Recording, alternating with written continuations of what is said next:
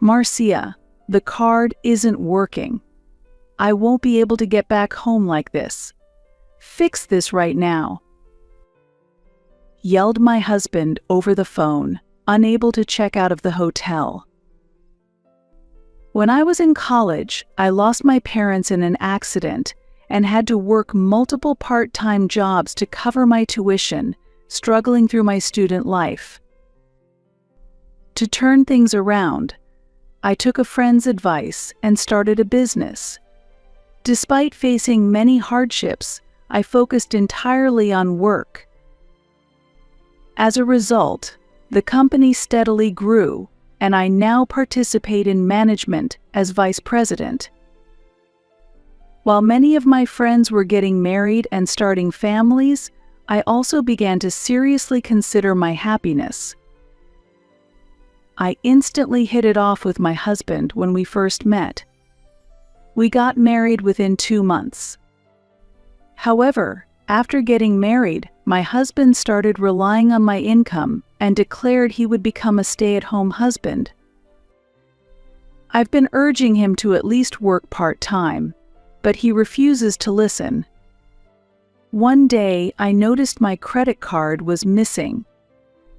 My husband had taken it and gone on an overseas trip with his parents. I tried calling him several times, but couldn't reach him. When I finally got through, he sneered and said, "Don't interrupt me while I spend time with my family, something you're incapable of doing." "Got it," I replied with a smile. Little did my husband know, his misfortune was about to catch up with him. My name is Marcia Gray. I'm 33 years old and currently serve as the vice president of a venture company. I am now financially stable, but I once experienced a time so difficult that I struggled to even afford food. The reason behind this was the unexpected loss of my parents during my time as a student. My parents were struck and killed by a car that ran a red light as they were crossing the intersection. Back then, I thought I would continue leading a normal life, spending time with friends at cafes and studying together. But the death of my parents turned my life upside down. After their passing, financial difficulties became a major source of concern. The biggest challenge was figuring out how to pay for my tuition. I tried to cover it with scholarships and part-time jobs, but that wasn't enough, so I found myself constantly working multiple jobs while attending classes on barely any sleep. One day, Morris Ward, a classmate, made an unexpected proposal. "Marcia, how about we start a new company together? If we combine your talent with my business skills, we have a good chance of succeeding." Morris was highly regarded at the university and respected by many. Starting a company involved great responsibilities, but I decided to take that challenge face forward. I was constantly worried about what would happen if we failed and how I would find the time given my busy part-time job schedule. But how will we handle it if we fail? Besides, I'm too busy with part-time work and don't have the time, I said. Morris smiled warmly, as if he fully understood my concerns. I then saw a determined spark in his eyes. "Don't worry, we'll succeed," he assured me.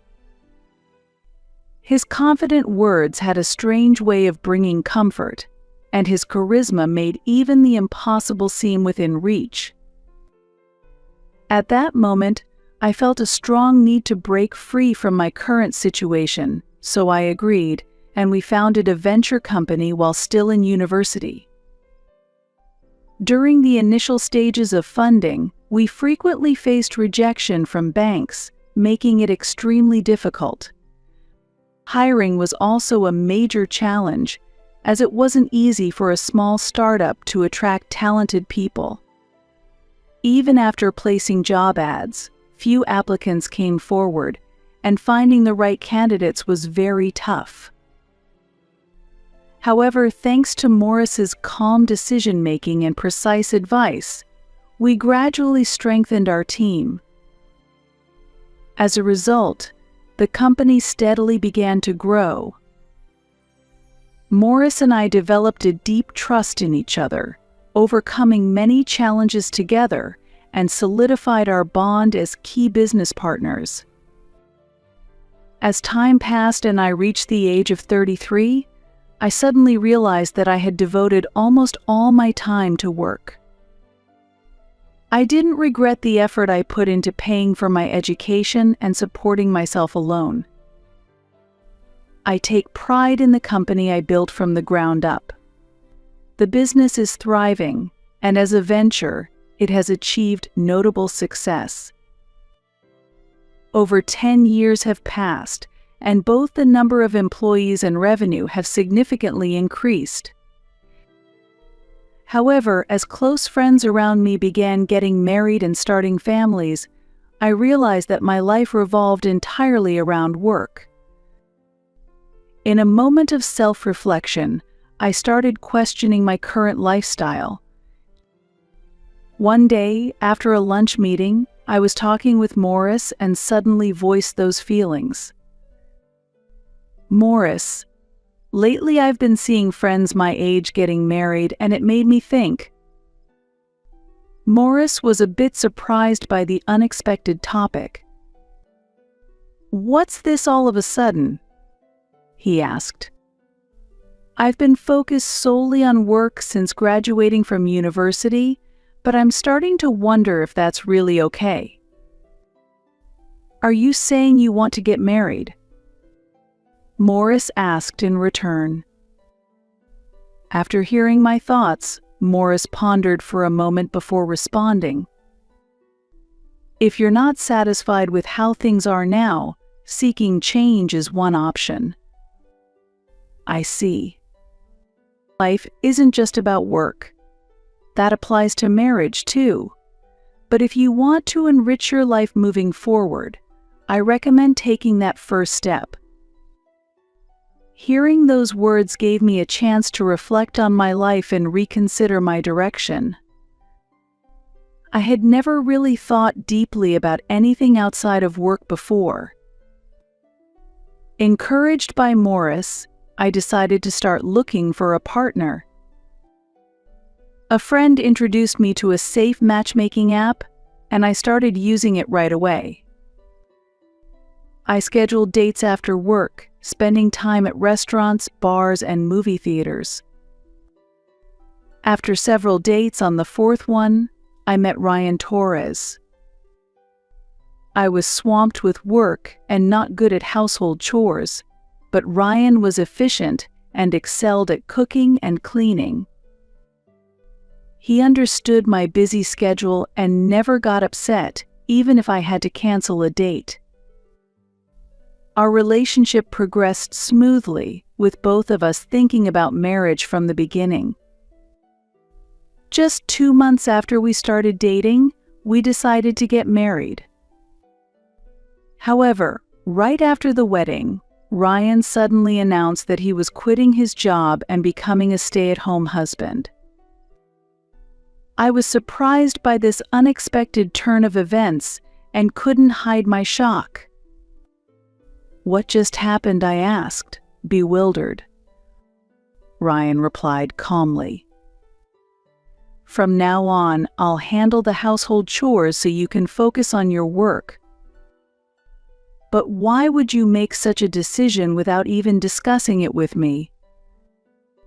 As I struggled to process this, Ryan nonchalantly explained. "You're earning an income, so there's no issue. If I take care of everything at home, it'll make things easier for you." I was stunned by his response. Was he planning to completely rely on my income? "Even though I'm earning, we're not that well off. You should at least find some kind of job, even if it's just part-time. But no matter how much I pleaded, he refused to listen. No, I'm done working for a company. If you're making money, that's enough. I was simply dumbfounded by his selfishness, but as a newlywed, I couldn't bring myself to argue back at that moment. To make matters worse, he also started asking me to send money to his parents. Family is about helping each other. I'm a stay-at-home husband now, so Marcia, I'm counting on you.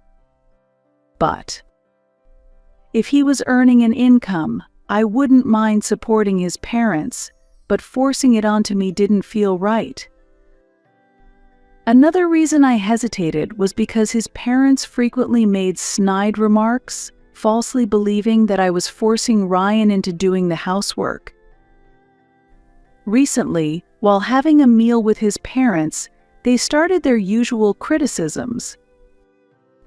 His mother put down her chopsticks and said, "Marcia, you're making Ryan do all the housework. Poor him. Do you really think this is right?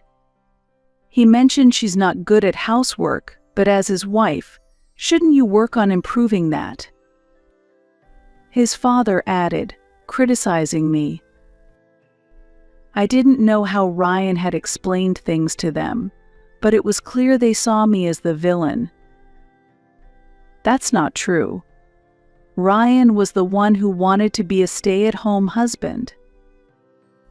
I protested, but Ryan quietly whispered, "Calm down, just support me here and apologize. I'll clear up the misunderstanding later." Even though he whispered those words, I was frustrated that he didn't stand up for me at that moment. I kept asking him if he had cleared up the misunderstanding afterward, but he always brushed it off, saying, "I haven't had the chance to talk to them." I felt rejected by my in-laws and unsupported by my husband, leading me to despair over this marriage and start considering divorce. However, when I went to the hospital because of persistent stomach pain, I unexpectedly found out that I was pregnant. I felt a mix of surprise and joy and rushed home to share the news with my husband. "Ryan, I'm pregnant." I told him. "Really? That's great. I'm looking forward to it." He replied, surprisingly calm, which left me a bit confused. After that, there was no shared happiness between us. He just sank into the couch and watched TV as if my words meant nothing. The joy I felt quickly evaporated, replaced by disappointment and sadness that seeped into my heart. His lack of interest deeply hurt me. Unable to hold back my tears, I retreated to my room, disillusioned by his indifference. Has the love we once shared faded away? Even with a new family member on the way, he didn't seem happy. I realized there was no longer a future for us together. The thought of divorce loomed heavily in my mind. But considering the child growing inside me, I couldn't make that decision so easily. Could I really raise a child without a father? Maybe things would change once the baby was born. Perhaps my husband and in-laws would show a different attitude. Clinging onto this faint hope, I resolved to continue with this life for the time being. Time passed, and one day, I noticed an unusually large charge on my credit card statement. Then I realized the card wasn't in my wallet. Had I lost it, or had it been stolen? Or was it used fraudulently? Feeling anxious, I brought it up with my husband. "Hey, I found a large, unfamiliar charge on my credit card. It might be a fraud. Should I contact the card company?" I asked. To my disbelief, he responded, "I was the one who used it. It's not fraud, so don't cancel the card." Apparently, after quitting his job and running out of savings, he had secretly taken my credit card from my wallet and started using it without telling me. Even though I had been giving him money for groceries and household expenses. "Why did you use it without my permission? And what did you spend such a large amount on?" I pressed him. "It's my right to spend it on whatever I want. I just need some money I can use freely." He shot back. "Then get a job and buy things with your own money." I retorted, but this was a conversation we had repeated countless times. No matter how much I pleaded or got angry, my husband had no intention of working. The man I once thought would support our household was now hardly cooking meals, relying mostly on takeout and delivery, and barely keeping the house clean. When I complained about this, he lashed out in anger. "You're the one making the money, so what's the problem? I'm your husband, and I'm doing the housework as a stay-at-home husband. I have the right to at least that." He shouted and eventually stormed out, saying he was going back to his parents' house. Anger and sadness filled me over his actions. Aren't families supposed to support each other? I'm pregnant now, but I'm starting to seriously doubt how much he really cares about our future as a family. My hard work has built the career and income we have now. Just because we're family doesn't mean I can accept him making large purchases without consulting me. I took deep breaths repeatedly to hold back the tears and anger. That night, he suddenly returned home with his parents. The door burst open, startling me as I stood up. The moment his parents came in, they immediately began their harsh criticism. "It's because you've been forcing housework on Ryan that he's been neglecting his duties." They accused me. "As a woman, you should be doing the cooking, laundry, and cleaning. Don't use work as an excuse to slack off." They continued. My anger reached its peak. Being pregnant and already feeling unwell, I couldn't bear being blamed like this. I had already decided to get a divorce, so I lashed out with anger in my voice. "That's impossible. Don't act high and mighty when you don't even know what's really going on. You'll regret it if you keep acting like this." They looked shocked by my cold tone. I realized it was pointless to argue with my in-laws, who had been misled by my husband, and even after explaining that he wasn't working, they refused to believe me. So I decided to say nothing more. I couldn't shake the feeling that they would regret this later, but at that moment I felt the painful sting of betrayal from the husband I once believed would protect me. Then my mother-in-law pulled out some documents from her bag and slammed them onto the dining table. "If you don't reflect on your actions, we're demanding a divorce. Sign this and get it done," she said, and my eyes were glued to the papers. I never imagined they'd present it to me like this. In fact, I had been planning to propose divorce myself. Thinking this might lead to a court battle, I signed the papers. My hand trembled so much that even gripping the pen was difficult. Fighting back my anger, I forced myself to sign the documents and said, There, it's done. With that, my husband and in-laws left.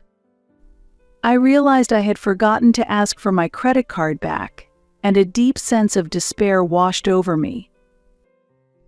Immediately after, a sharp pain suddenly shot through my abdomen, unlike anything I'd ever experienced before, and I collapsed onto the floor.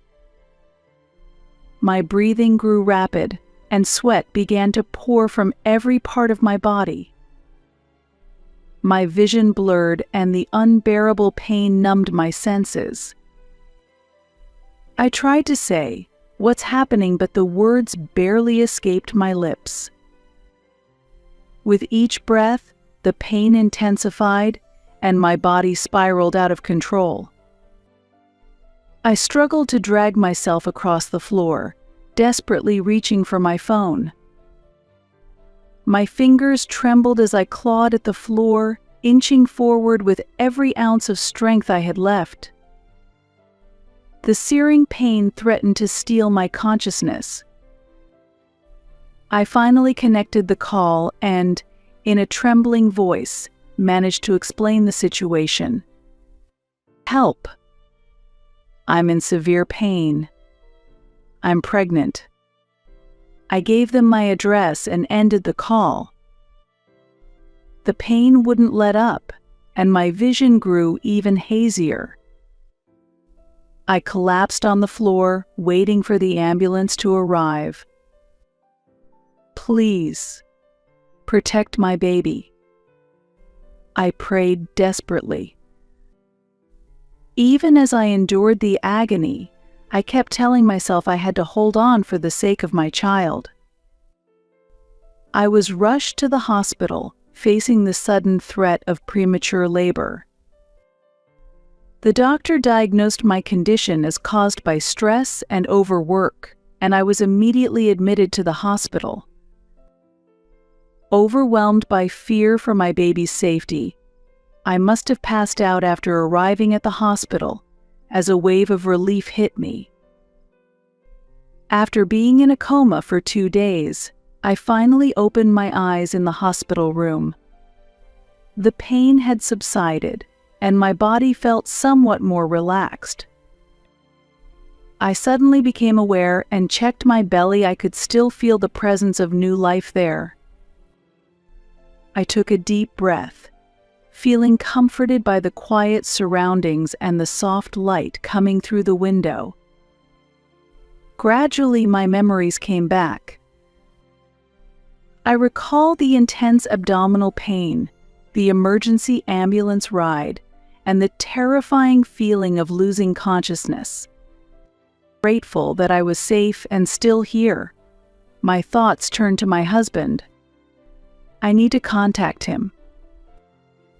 I grabbed my phone and dialed his number, but he didn't answer. I remembered giving the paramedics his contact information when I was transported, but I hadn't received any word from him. I tried calling several times, but still no response. Anxiety began to weigh heavily on me. On the 5th attempt, he finally answered, but his voice sounded strange, and the connection was poor. "What do you want at this hour?" he asked. I was rushed to the hospital due to signs of premature labor. "It happened after you and your parents left." I asked him to bring some necessities, but his response shocked me. "That sounds tough, but I'm overseas right now, so I can't do anything." "Overseas? Why?"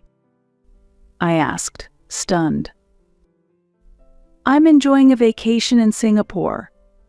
Don't bother me while I'm spending time with my parents, to fulfill my filial duty, something you can't handle," he replied. I was left speechless. There's no way an unemployed man could afford an overseas trip. But since he kept emphasizing filial duty, there must have been some source of funds. With my voice trembling, I ended the call with a simple "got it."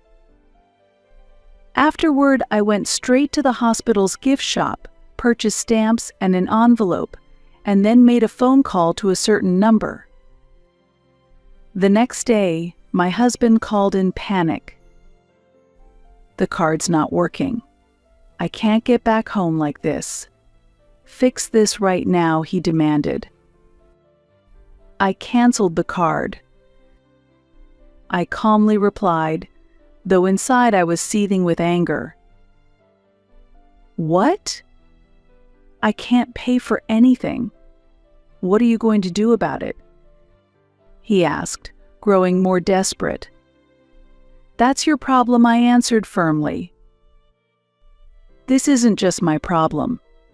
I'm still your husband," he shot back. I couldn't help but laugh.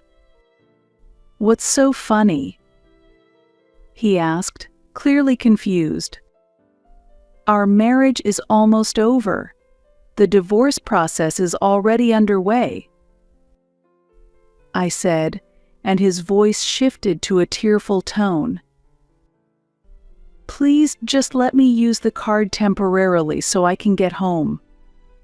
I'm begging you," he pleaded, but my heart was unmoved. "Figure it out on your own. You're no longer my concern," I coldly responded and ended the call. 3 days later, Morris, my friend and the company president, came to visit me.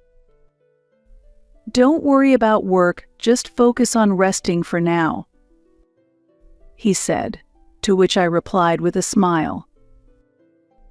"It's the first time I've done absolutely nothing like this." But just then, the hospital room door burst open. My ex-husband and his parents, freshly returned from overseas, stormed in. The moment he saw me, my husband shouted, "What have you done?" "I had to borrow money from a friend just to get back home," his mother screamed. "This is unbelievable. How could you put us through this?" His father joined in, yelling. Our son's carefully planned trip was completely ruined. Their fury exploded as Morris and some passers-by watched. Despite the commotion, I remained calm. He paid for the trip with my credit card, without my knowledge.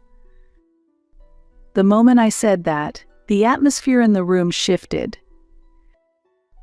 My in-laws exchanged stunned and bewildered looks, their faces reflecting the shock as if they had been struck by lightning.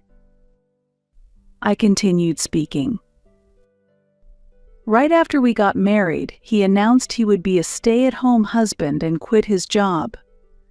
But he's barely been helping with the housework." As these words quietly echoed through the room, I could see the visible distress on my in-laws' faces.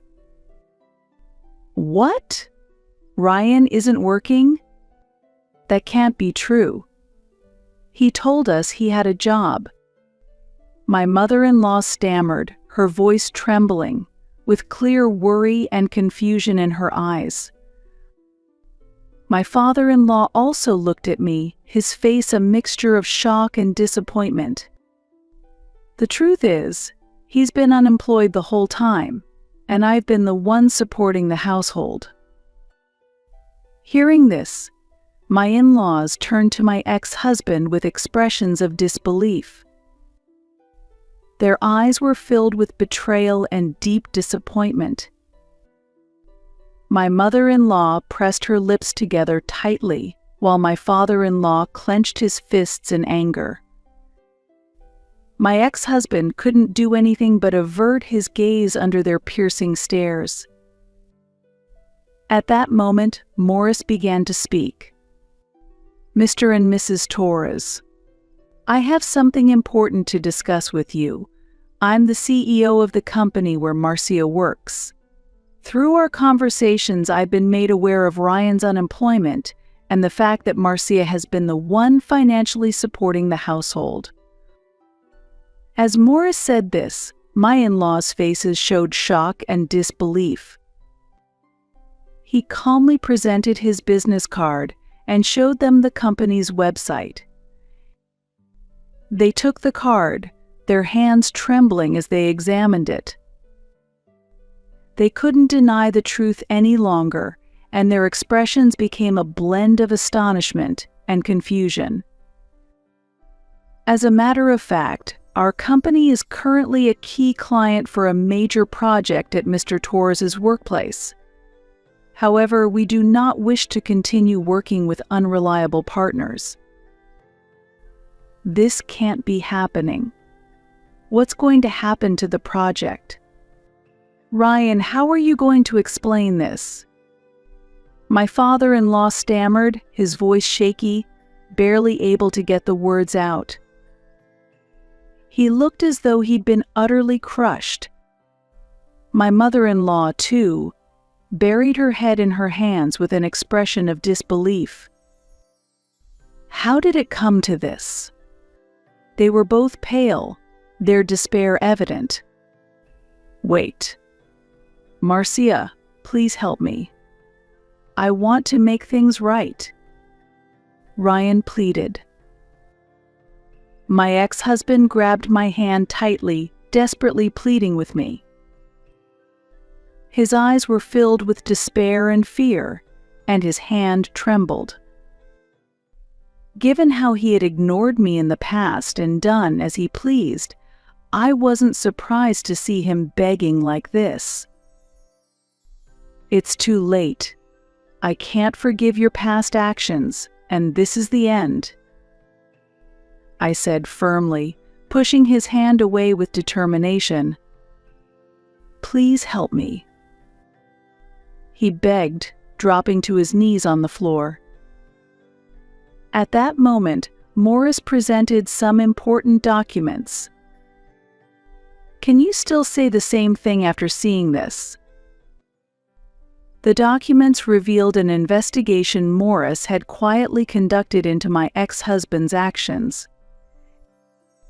They detailed how he had falsely claimed to be sending money to his parents while actually keeping it for himself, and how he had been recklessly spending my income. I can't tolerate anyone hurting a valuable business partner, Morris said, revealing his intentions with a hint of shyness. But his eyes showed a strong resolve. I've already been in touch with our lawyer. You should prepare to compensate. Morris calmly informed the three of them with a polite yet businesslike smile. I felt an overwhelming sense of gratitude and relief for all that Morris had done for me. As I lay in my hospital bed, I gazed out at the scenery through the window. Since that day, the stress had lifted, and I recovered from the threat of premature labor, eventually giving birth to a healthy baby. My heart is filled with a mix of emotions: joy at the birth of new life and the exhaustion from childbirth. Morris and my colleagues even visited to celebrate, and I've been enjoying fulfilling days. After being discharged, I moved into a new apartment that Morris had arranged. Thanks to his thoughtful care, we chose a new address where my ex-husband and in-laws would never find us. This has ensured our privacy and safety, free from any unnecessary interference from them. The new place was in a quiet area, slightly removed from the hustle and bustle of the city, surrounded by lush greenery and peaceful silence. It's an ideal environment, free from the noise of the city, where one can spend peaceful moments and enjoy the tranquility of nature. Whether for a walk or a deep breath, this place offers a sense of calm and comfort created by nature. Here, my newborn baby and I are beginning a new chapter in our lives. With this fresh start, there is as much anticipation as there is anxiety, but the presence of supportive people around me has greatly eased that anxiety. A few weeks have passed since I gave birth, and I'm currently on maternity leave, spending some slow and peaceful time with my baby. During this precious time, Morris visits us regularly, bringing essentials and other necessary items while always offering words of encouragement. One day, he arrived again with new supplies in hand. Seeing us, he asked with concern, "Marcia, how are you feeling?" "The baby looks healthy, and that's what matters most." "Thank you, Morris. We've been able to get through this because of your unwavering support," I replied, expressing my gratitude. After inviting him inside, I gently laid the baby down in the crib and prepared a warm cup of coffee for him. Looking slightly tense, Morris brought up an important topic. "I need to talk to you about your ex-husband and his parents," he said. "Is something wrong?" I asked.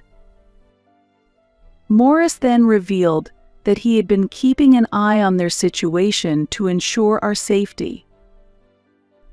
They sold their house to pay the compensation and are now living in an old, run-down apartment. Your former father-in-law lost his job and all three of them are working around the clock," he reported. He placed some documents on the living room table. "It turns out my ex-husband has been struggling with daily labor at an unfamiliar construction site. His laziness from his days of helping with housework persists, leading to frequent scolding during work. As a result, he's finding it very difficult to adapt to his current job. Meanwhile, my former mother-in-law works 2 jobs during the day as a cashier at a supermarket, and at night on a sandwich production line, tirelessly working without rest. She's suffering from back pain, but doesn't have the time or money to seek treatment due to her busy schedule. As for my former father-in-law, he's been searching for a new job, but his age and lack of relevant experience have been major obstacles. Unable to find his desired position, he's been forced to work as a cashier at a supermarket during the day and as a janitor at night." Listening to all this, a swirl of complicated emotions filled my heart. But more than anything, I felt that their current struggles were the consequences of their own choices. I briefly felt a pang of sympathy, but it quickly faded. Staying calm, I said, "Well, that's the result of them betraying us." Morris nodded in agreement and said, "You're right. Now you're finally free. Let's focus on your happiness and the baby's well-being from here on." I wholeheartedly agreed with Morris's words and felt, more than ever, that my life from now on would be dedicated to my child and me. The difficulties and pain of the past are now behind me, and I'm ready to embark on a new beginning. Afterward, through my lawyer, I demanded that my ex-husband and in-laws pay the alimony and return the savings that were used without permission. Though they claimed they were unable to pay, I had no doubts anymore. For the sake of my and my child's future, I stood tall and faced them head-on. I won't be thinking about marriage anymore. From now on, I'll live a happy life with my child," I declared with a smile. Morris responded, "That's the right decision. You're incredibly strong, and you deserve all the happiness that's coming your way," offering me words of encouragement. Our future is now focused on finding happiness together with my child. This confident new beginning marks a significant step forward for us.